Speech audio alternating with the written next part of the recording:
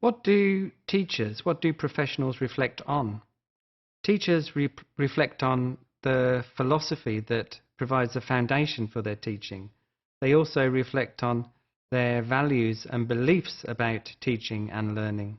And they also, of course, reflect on their practice. So what does it mean that the teacher reflects on philosophy? There are different perspectives that we all hold, that an individual teacher will have about children and about parents and about families, and also about themselves as a professional, as a teacher.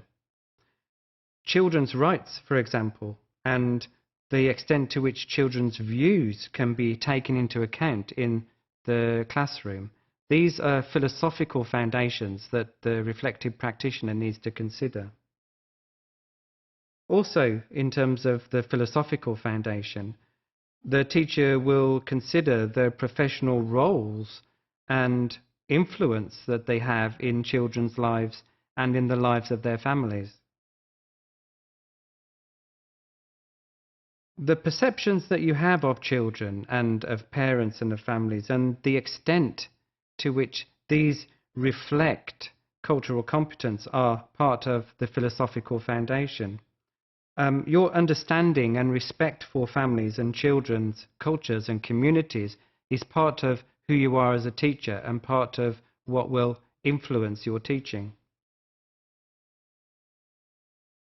So reflecting on your philosophy is also whether you give children the opportunity to express their thoughts and their feelings, and the support you give to that level of independence. And it's also about investigating your own prejudices and your own biases, and understanding and appreciating your own beliefs and values about teaching and learning. Reflecting on beliefs, well, you can reflect from your own perspective about yourself. For example, I am student-oriented might be something you believe, or I see myself as providing a service.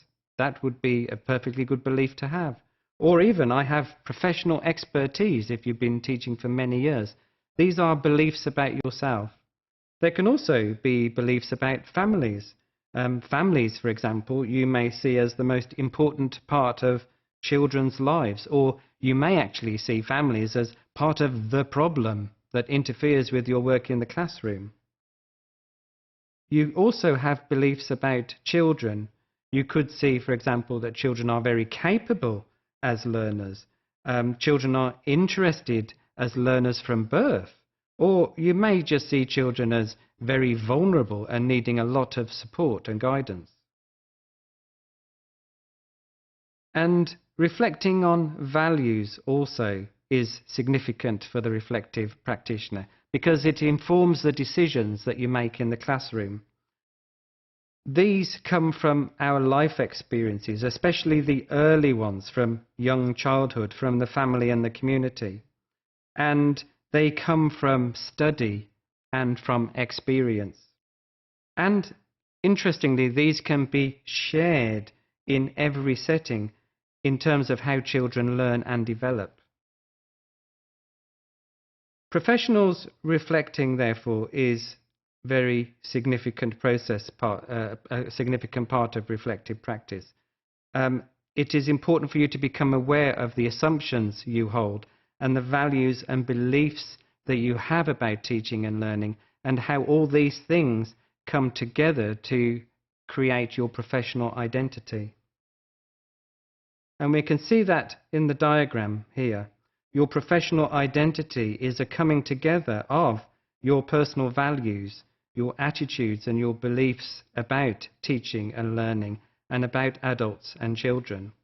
It is also about the rules and the principles that society and organizations impose on teachers, and also about professional ethics and the way we design for ourselves a professional process in the classroom.